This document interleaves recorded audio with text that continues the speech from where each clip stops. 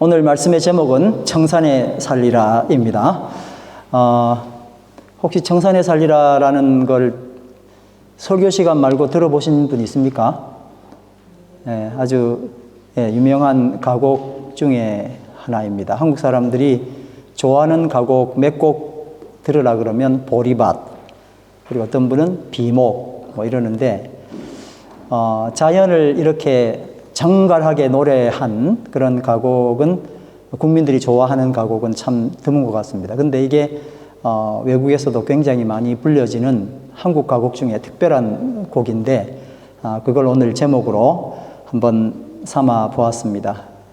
정말 감동적이고 정말 너무 괜찮은 그런 가곡인데 여러분 제가 볼 때는요, 찬송가 안에 찬송가가 있지만 가곡 중에 참 괜찮은 찬송가들이 있어요. 전혀 하나님 이야기를 안 하는데 이 청산에 살리라는 그런 작곡가가 작곡 작사를 동시에 하셨는데 이분이 그런 마음으로 거의 찬송가 수준입니다. 나중에 한번 여러분들도 같이 불러볼 수 있는 그런 기회가 있었으면 좋겠습니다.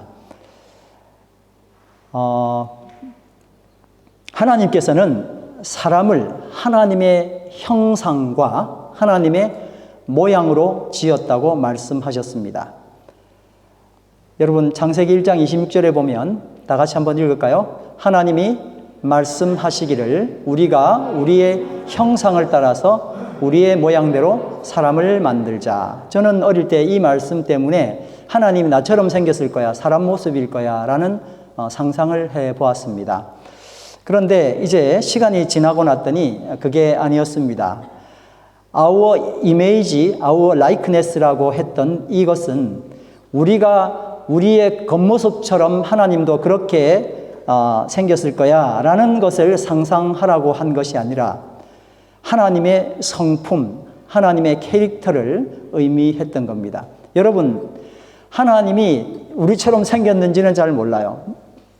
그분은 하나님이시니까요. 그런데 그분의 성품은 그분이 가지고 있는 그 좋은 면을 우리에게 넣어주겠다 한 겁니다. 그게 뭘 것 같아요, 여러분? 그게 아주 중요한 포인트가 하나는 사랑입니다. 그래서 하나님은 한 분으로 존재하지 아니하시고 세 분으로 존재하셔야만 했던 겁니다. 사랑 때문에 그래요. 그 다음 뭘까요? 그분은 자유의지로 자유롭게 그분이 가지고 있는 캐릭터는 사랑과 자유, 이 두 가지가. 우리는 사랑의 이야기를 아주 많이 나눴었잖아요. 그래서 오늘 자유 이야기를 잠깐만 해보겠습니다. 자유 이렇게 말하면 우리는 그저 우리가 갖고 있는 수준에서는 나쁜 것, 좋은 것 중에서 한 가지를 선택하는 것 이렇게 생각을 합니다. 그런데 자유가 선과 악을 선택하는 것만으로 한정된 것이 아니라 자유는 선한 것 안에서 더 창조적이고 더 풍성한 생명을 향유할 수 있는 선택을 하도록 하는 겁니다. 자, 여러분 이제 조금 잡히시죠? 자유가 그저 나쁜 것, 좋은 것 중에 좋은 것 선택할 거야 라는 그런 자유는 조금 수준이 낮은 자유고 진짜 멋있는 자유는 뭐라고요? 그 중에서, 그 선한 것 중에서 더 귀한 것, 그리고 생명을 풍성하게 하고 더 살찌게 만드는 것을 선택하도록 하는 것. 이게 자유의 더 진정한 의미라 하는 것입니다. 하나님께서 창조적이고 더 풍성한 생명을 향유할 수 있도록 선택을 하라. 자유를 주신 겁니다. 이게 바로 하나님께서 사람에게 주신 문화 명령입니다. 이 세상은 이 문화가 아닌 악한 문화에서 문화들이 발전되어 왔지만 하나님께서 주신 문화 명령은 정말 멋있는 문화 명령입니다. 생명을 살릴 수 있는 문명, 그것을 하나님이 허락하셨습니다. 하나님께서는 아담과 하와를 지으시고 난 다음에 축복의 말씀을 주셨어요. 아담과 하와가 창조되고 난 다음에 주셨던 특별한 말씀이었습니다. 창세기 1장 28절 말씀 다 같이 한번 읽겠습니다. 시작. 하나님이 그들에게 복을 베푸셨다. 하나님이 그들에게 말씀하시기를 생육하고 번성하여 땅에 충만하라. 땅을 정복하라. 바다의 고기와 공중의 새와 땅 위에 살아 움직이는 모든 생물을 다스려라. 아멘. 한번 따라하겠습니다. 생육하고 번성하고 땅에 충만하라. 땅을 정복하라. 생물을 다스려라. 이게 우리가 하는 선택이에요. 진짜 멋지지 않아요, 여러분? 어떤 하는 선택이 나쁜 선택이냐 좋은 선택이냐가 아니라 좋은 선택 가운데, 우리는 다 좋은 선택 가운데 있어야 되는 거예요. 그 선택 가운데서 생육하고 번성하고 땅에 충만하고 땅을 정복하고 생물들을 다스리는 그 선택을, 문화명령을 주님께서 우리에게 복으로 허락하신 겁니다. 그런데 아담과 하와는 죄를 범함으로 하나님의 본질인 사랑과 자유가 훼손되어서 이 문화명령을 이루지 못하고 악한 것만 정말 이 땅에 뿌리를 내리게 되었던 겁니다. 이로 인해서 예수님께서는 우리 죄인들의 죄를 대신 지시고 십자가의 죽으심으로 그리고 부활하심으로 그 이름을 믿는 우리에게 죄인 그 이름이 아니라 회복하셔서 잃어버린 사랑과 자유를 주셨습니다. 구원받은 우리는 죄의 종이 아니라 하나님의 종입니다. 한번 따라합니다. 구원받은 우리는 죄의 종이 아니라 하나님의 종이다. 확실하죠? 그래서 우리는 늘 하나님의 종으로서 살아가는 거예요. 그런데 여러분 중요한 게 뭐냐면 우리는 의지가 없는 노예가 아니라 자발적으로 순종하는 종이라는 겁니다. 아멘? 그러니 자유가 박탈된 종이 아니라 자유가 주어졌으나 그 자유로 하나님의 종으로 순종하기를 결정한 것입니다. 갈라디아서 5장 13절 말씀 다 같이 읽겠습니다. 형제들아 너희가 자유를 위하여 부르심을 입었으나 그러나 그 자유로 육체의 기회를 삼지 말고 오직 사랑으로 서로 종노릇하라. 아멘. 사랑으로 뭐 하라고요? 종노릇하라고요. 멋있습니다. 그 구원으로 인해서 우리는 죄만을 선택할 수밖에 없는 죄의 종에서 자유자가 되었습니다. 그래서 구원받은 우리는 세상의 종이 아니라 하나님의 종이 된 것입니다. 그래서 우리는 교회에서 늘 말할 때 우리는 하나님의 종이에요 라고 말하는 그 종과 죄의 종이에요 라고 말하는 그 종은 글자는 같지만 의미하는 것이 전혀 다르다라는 것을 알아야 할 것입니다. 하나님의 종이라고 하는 의미는 우리가 선택할 수 있는 자유가 있고 죄의 종은 선택할 수 있는 자유가 없다 하는 그런 뜻입니다. 그래서 이런 이유로 예수님께서는 당신이 백성을 구원하신 후에 종이라고 하지 않으시고 친구, 자녀라고 말씀을 하신 거예요. 지속적으로 그렇게 말씀하셨어요. 우리가 하나님의 종으로 살아야 하지만 그러나 우리는 하나님의 종이라고 하나님께서 부르지 아니하시고 친구라고 자녀라고 불러주신 겁니다. 요한복음 15장 15절 말씀 다 같이 한번 보겠습니다. 시작. 이제부터는 너희를 종이라 하지 아니하리니 종은 주인이 한 것을 알지 못함이라. 너희를 친구라 하였노니 내가 내 아버지께 들은 것을 다 너희에게 알게 하였습니다. 여러분 이제 이게 전에는 뭐 그런 말씀이구나라고 하지만 정말 이 의미가 굉장히 중요한 거예요. 이제부터는 너희를 종이라고 하지 않을 거래요. 왜? 종은 주인이 하는 일을 알지 못하기 때문에. 이 말은 뭐예요?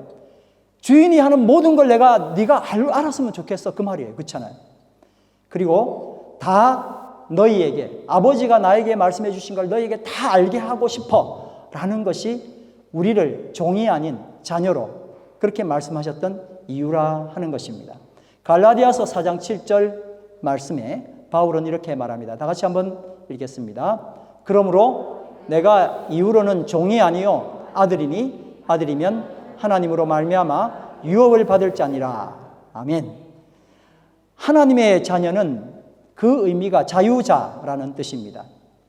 이것은 하나님의 의도를 알아차린다는 거예요. 그리고 하나님의 유업을 이어받을 자라는 것입니다. 한번 따라합니다. 하나님의 의도를 알아차리고 하나님의 유업을 이어받을 자이다. 하나님이 어떤 일을 두시고 그걸 너희도 이거 따라서 좀 해. 이 사업을 계속 일으켜 라고 말하는 그게 유업이겠습니까? 하나님께서 구원 얻은 자기 백성을 이렇게까지 끌어올리시는 이유가 뭘까요? 그 의도가 왜 이렇게 중요할까요? 오늘 저는 신라시대 두 공주 이야기를 좀 하려고 합니다. 백성들에게 아주 헌신적인 공주가 있었습니다. 이 공주는 왕족이 아니었습니다. 그런데 정말 우여곡절 끝에 세 왕을 섬기면서 공주가 된 인물이 있습니다. 공주는 피로 통하는 게 보통 공주인데 그게 아니라 취득을 한 거예요. 공주 취득을 했어요. 그래서 그녀를 공주라고 불렀어요. 그녀 이름은 미실이었습니다. 미실공주님. 그런데 그 옆에는 진짜 왕족인 덕만이라고 하는 공주가 있었습니다. 덕만 공주도 백성들에게 헌신적이었습니다. 여러분 첨성대다 아시죠? 이 두 공주는 첨성대를 무척 아끼고 귀하게 여겼습니다. 그런데 그 이유는 서로 달랐습니다. 미실공주는 천문학 지식을 자신이 독점하고 통제하기를 원했습니다. 그런데 왕족이었던 덕만공주는 천문학 지식을 모든 백성에게 알려주기를 원했습니다. 그래서 천문대를 사랑했던 거죠. 여러분, 이 두 공주가 왜 이렇게 생각이 달랐을까요?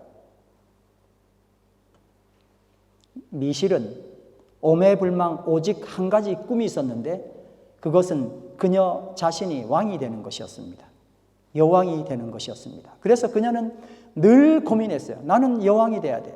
그러니까 여왕이 될 수 있는 모든 조건들에 대해서 그녀는 생각하는 겁니다. 그런데 왕족인 덕만공주는 공주로서 백성들에게 어떤 혜택이 돌아갈지를 늘 고민했습니다. 여러분, 나라면 어떤 공주를 사랑하시겠습니까?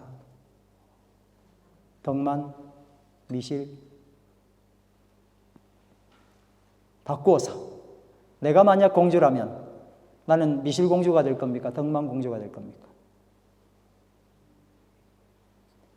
미실은 자신이 왕이 되는 길이라면 신라와 그 백성들이 어떤 피해를 본다 해도 아무 상관이 없었습니다. 그런데 덕만은, 유업을 이어받은 덕만은 아버지 할아버지부터 이어내려온 신라와 그 백성들을 위해서라면 자신이 어떤 피해를 본다 해도 아무 상관이 없었습니다. 두 사람은 너무 달랐습니다. 미실은 백성들에게 노예 근성을 가르치고 그것을 독려했습니다. 아무도 자기 위에 올라오지 못하도록, 그 생각을 뛰어넘지 못하도록 자기 위에 있는 모든 사람을 혹독하게 처벌했습니다. 그런데 미실은 어린 덕만 공주보다 더 강하고 더 계획적이고 월등한 환경을 스스로 가졌지만 결국 여왕이 되지 못했습니다. 왕이 된 사람은 미실이 아니라 선덕 여왕이 된 덕만 공주였습니다. 그 이유는 여러분 뭘 것 같습니까? 미실은 결정적인 순간에 자신이 왕이 되기 위한 환상에 눈이 멀어서 언제나 악한 수를 선택하고 말았기 때문입니다. 그에게 있어서 그녀가 선택해야 될 여러 가지 옵션이 있는데 그녀는 늘 자기가 왕이 되어야 되기 때문에 항상 악한 수를 떴어요. 그래서 밀려난 겁니다. 사실 자신이 늘 바르다고 믿었습니다. 심지어 하늘이 주신 기회라고 생각했습니다. 여러분, 그러니까 이 두 사람의 정말 중요한 포인트는 뭘 것 같아요? 그녀는, 미실은 언제나 옳았지만 왜 잘못된 선택을 할 수밖에 없었습니까? 그건 그녀가 진짜 공주가 아니었기 때문에 그렇습니다. 공주라는 옷을 분명히 입고 있습니다. 공주라는 칭호까지 그녀는 얻고 살아가고 있었습니다. 그러나 그녀는 왕족이 아니었어요. 그래서 그녀는 늘 왕족이 되기 위해서 고군분투했습니다. 왕족으로 태어나지 못한 자신을 탓하다가 결국 자신의 능력으로 왕이 되겠다는 야심을 가진 것, 우리들과 많이 비슷합니다. 그 야심이 결국 그녀에게 공주의 호칭까지는 얻게 해주었지만 그것이 결국 그녀를 허망한 죽음으로 이끌고 말았습니다.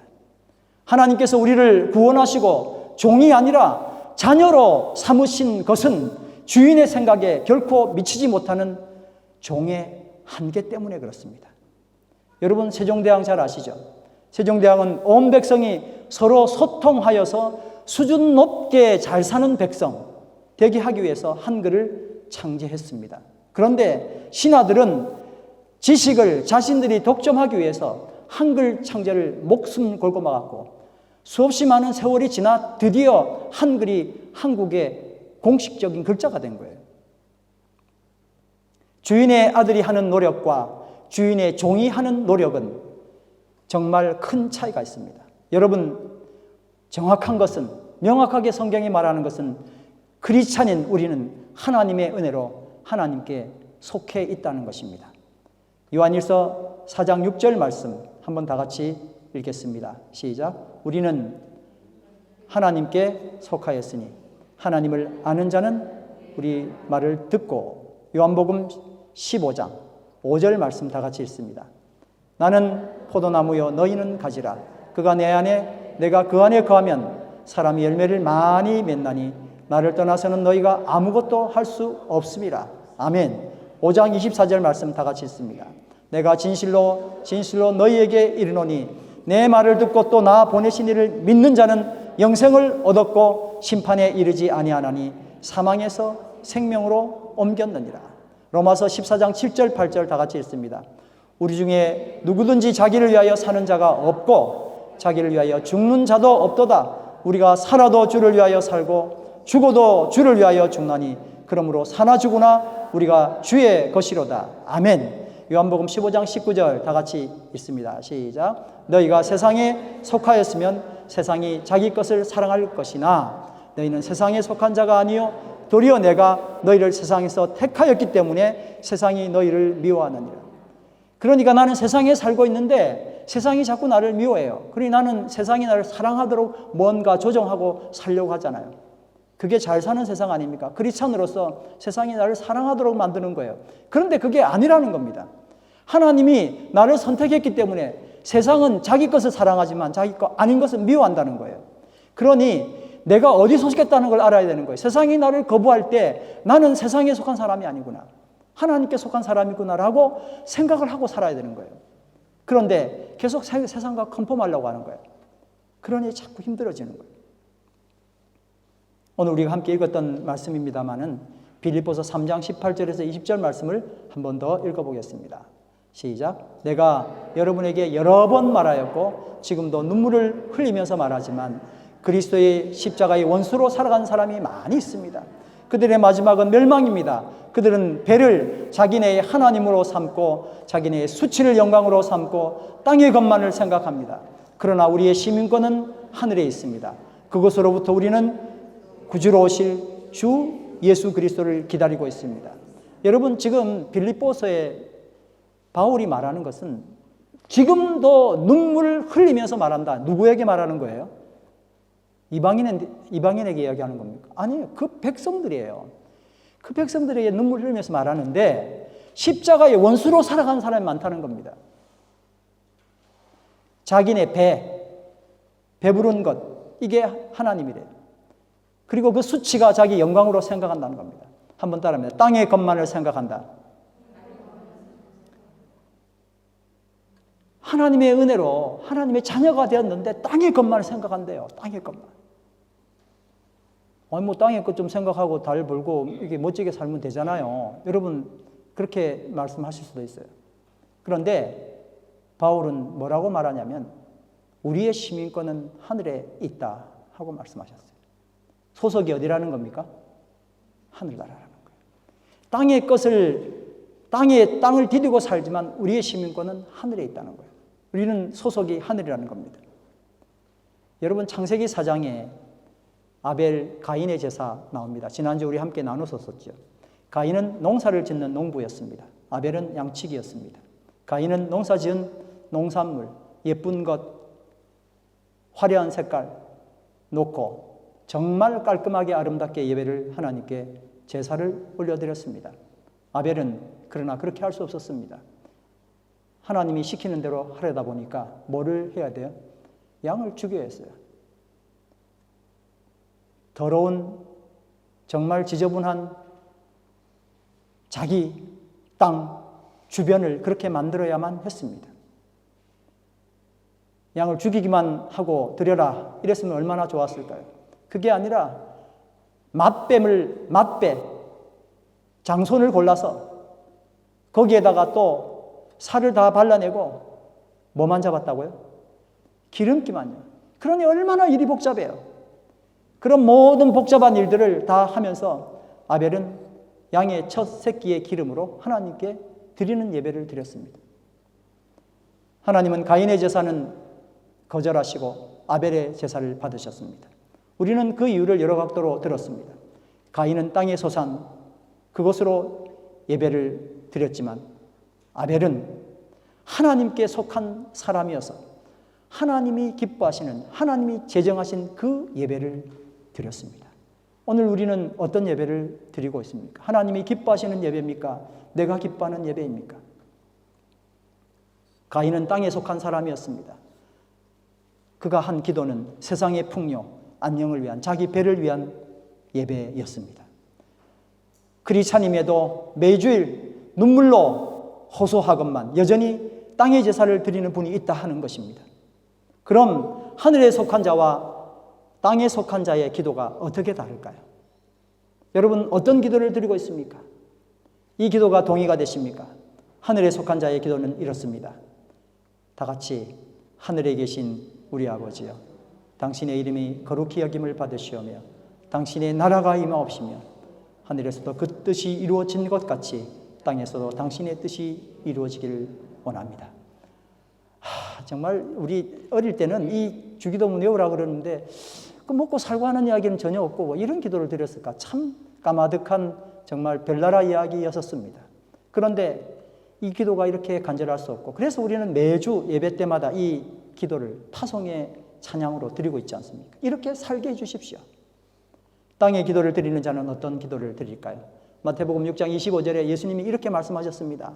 그러므로 내가 너희에게 이르노니 목숨을 위하여 무엇을 입을까 무엇을 마실까 몸을 위하여 무엇을 입을까 염려하지 말라. 목숨이 음식보다 중하지 아니하며 몸이 의복보다 중하지 아니하냐. 몸을 위하여 무엇을 먹을까 하는 기도, 무엇을 입을까 하는 기도, 염려드리는 기도가 이방인의 기도요 땅에 속한 사람의 기도라 하는 것입니다. 여러분 어떤 기도를 드리겠습니까? 예수님께서 제자들에게 너희는 나를 누구라 하느냐라고 물으셨습니다. 예수님이 누군지 물어보는 것도 맞지만 실상은 지금 너의 소속이 어디냐라고 물어보는 겁니다. 시몬 베드로가 대답했습니다. 주는 그리스도시요 살아계신 하나님의 아들입니다. 이 말은 가이사가 로마 황제가 주가 아니라 예수님이 주인이다라는 고백이었습니다. 다시 말하면 이 세상이 주가 아니라 하늘이 주라고 고백한 겁니다. 다시 말해 내 소속은 예수님이다 라고 말하는 것입니다. 예수님이 지금 나에게 물어보십니다. 너는 지금 누구에게 속해 있냐? 이 질문을 베드로가 간파한 겁니다. 이사야의 고백처럼 한번 읽어볼까요? 이사야 26장 13절 여호와 우리 하나님이시여 주 외에 다른 주들이 우리를 관할하였사오나 우리가 주만 의뢰하고 주의 이름을 부르리이다. 아멘. 예수님이 성령에 이끌리셔 마귀에게 시험을 받으셨을 때 하셨던 말씀 기억나죠? 사람이 떡으로만 살 것이 아니요 하나님 입으로부터 나오는 모든 말씀으로 살 것이라. 이 극한 상황에서 이 말씀이 나오는 사람 분명 그 속에 아벨처럼 그건 하나님의 소속일 겁니다. 사실 땅의 사람 즉 세상에 속한 사람과 하늘에 속한 사람은 겉으로는 잘 모릅니다. 둘 다 말씀도 보고 떡을 먹기 때문에 그렇습니다. 근데 그 차이가 어디 있을까요, 여러분? 떡을 위해 말씀을 추구하는가? 한번 따라 하실까요? 떡을 위해 말씀을 추구하는가? 반대로 말씀을 위해 떡을 추구하는가? 여러분 무엇을 추구하십니까? 말씀을 위해 떡을 추구합니까? 떡을 위해 말씀을 추구합니까?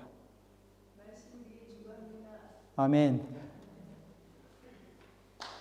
이제 우리는 오늘 이 땅에 살면서 땅의 사람인지 하늘의 사람인지 명확히 고백하는 베드로의 시간 앞에 서 있습니다. 살아있는 바닷고기는 결코 소금에 절여지지 않는다라고 하는 명언이 있습니다. 사람들이 낚시한 바닷고기를 회먹을 때 간장에 찍어 먹는 이유가 뭐죠? 안 짜기 때문에, 바닷물에 절여지지 않았기 때문에 간장에 찍어 먹는 겁니다.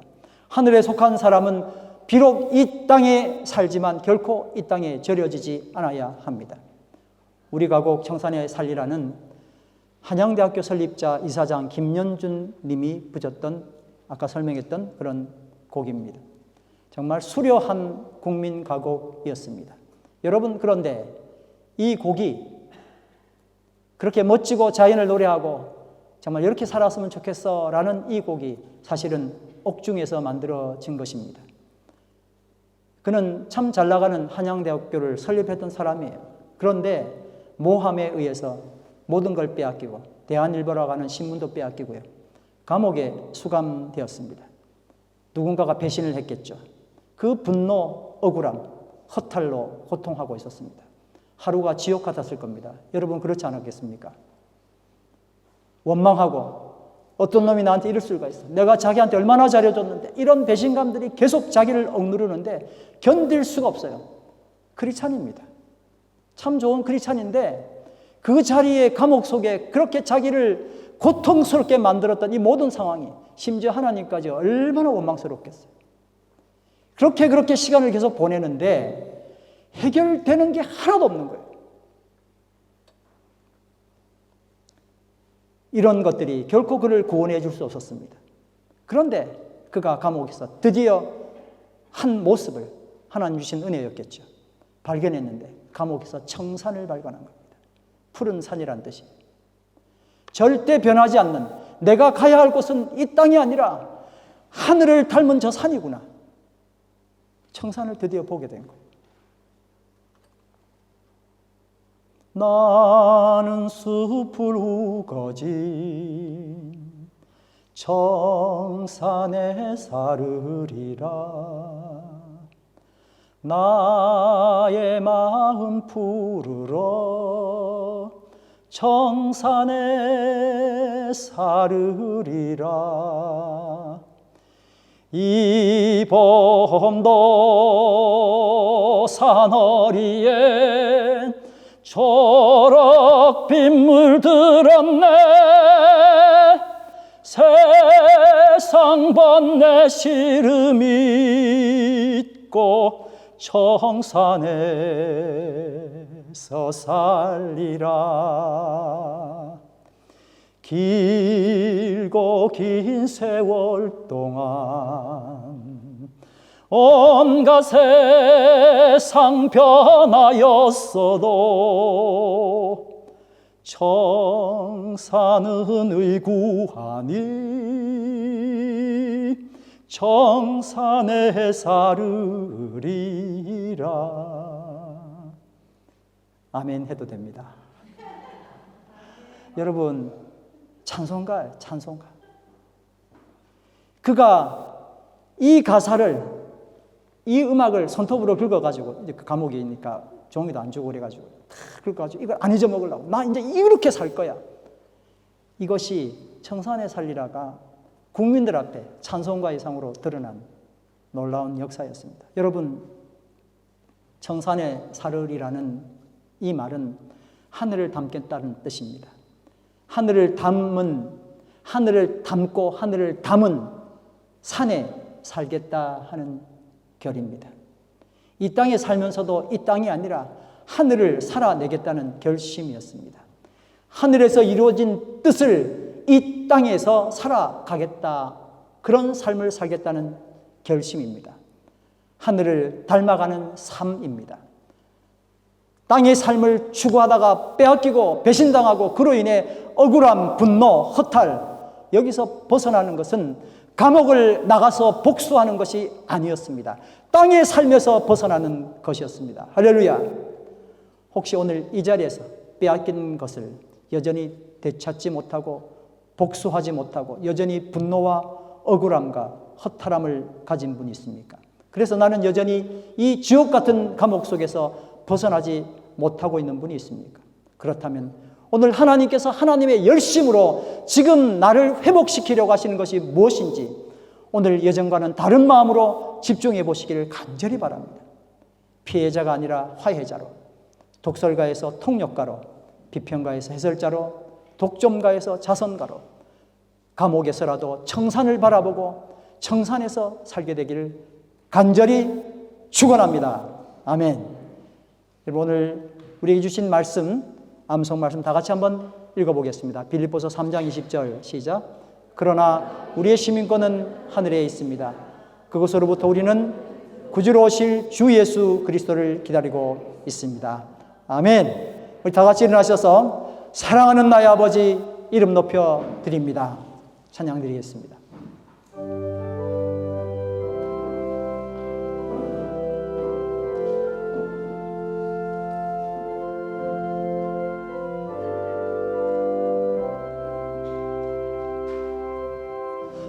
사랑하는 나의 아버지 이름 높여드립니다.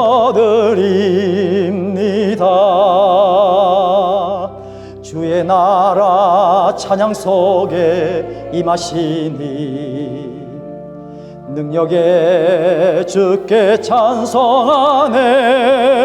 전능하신 하나님 찬양 언제나 동일하신 주 전능하신 하나님 찬양 영원히 다스리네. 사랑하는 나의 아버지 사랑하는 나의 아버지 이름 높여드립니다.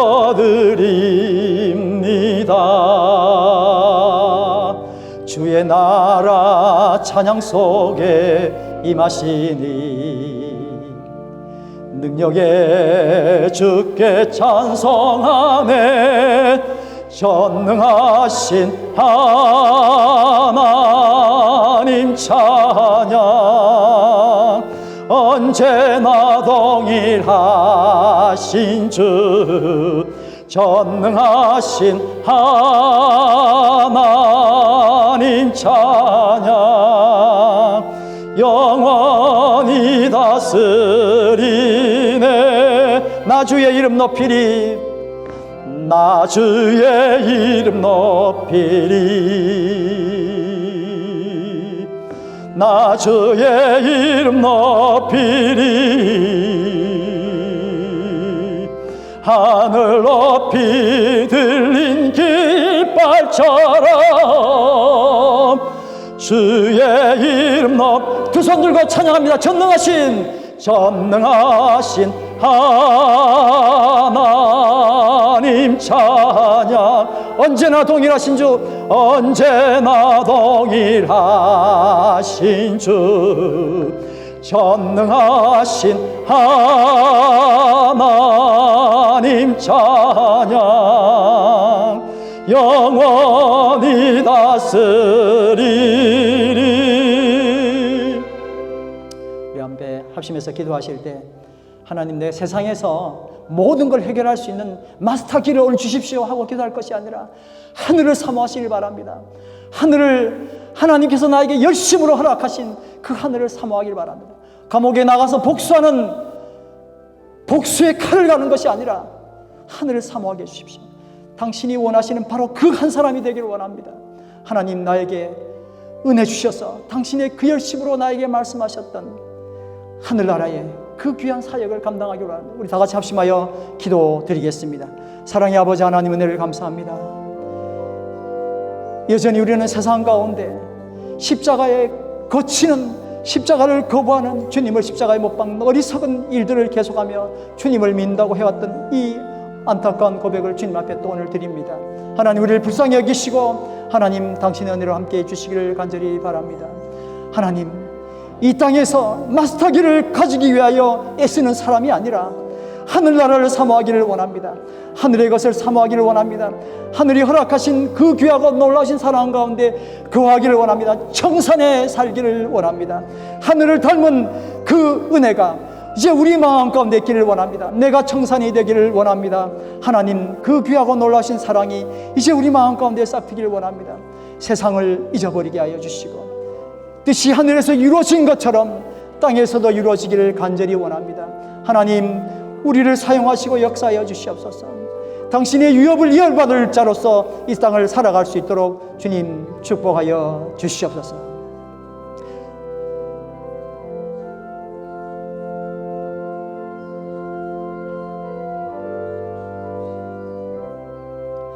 전능하신 하나님 찬양 언제나 동일하신 주 전능하신 하나님 찬양 영원히 다스리네. 고통 가운데 이 땅의 모든 것들이 나를 거부한다 할지라도 거기서 싸워서 땅에서 승리하는 삶이 아니라 바로 그 자리가 예배의 자리가 되기를 원합니다. 하나님을 발견하기를 원합니다. 주의 나라 찬양 속에 임하시니 그 찬양을 드림으로 전능하신 하나님을 그 하나님을 모실 수 있도록 인도하여 주시옵소서. 청산에 살기를 원합니다. 하늘을 닮은 그 사람이 나이기를 원합니다. 이 땅이 비록 나를 고통스럽게 한다 할지라도 주님 닮기를 원합니다. 그렇게 하지 못했던 우리의 모든 과거의 삶을 주님 이 시간에 내려놓습니다. 불쌍히 여기시고 하나님 저희를 치료하여 주시옵소서. 가짜 치료에 목말라하는 것이 아니라 참으로 하늘을 닮음으로 우리의 모든 세상에서의 문제를 해결할 수 있도록 인도하여 주시옵소서. 세상은 나를 어차피 거부합니다. 그런데도 불구하고 또 세상과 결탁하기 위하여 얼마나 많은 마스타기를 예배 시간에 구했는지 모릅니다. 하나님 잊어버리게 하여 주시고 청산에 살기를 원합니다. 결코 물고기는 소금에 절여지지 않습니다. 바닷물에 절여지지 않습니다. 조금 힘들어도 하나님 우리의 결국 죽어야 될 가장 중요한 문제가 이 땅의 것이 아니라 내가 하나님 사람 이름으로 하늘을 구하도록 인도하여 주시옵소서. 예수님 이름으로 감사하며 기도드립니다. 아멘.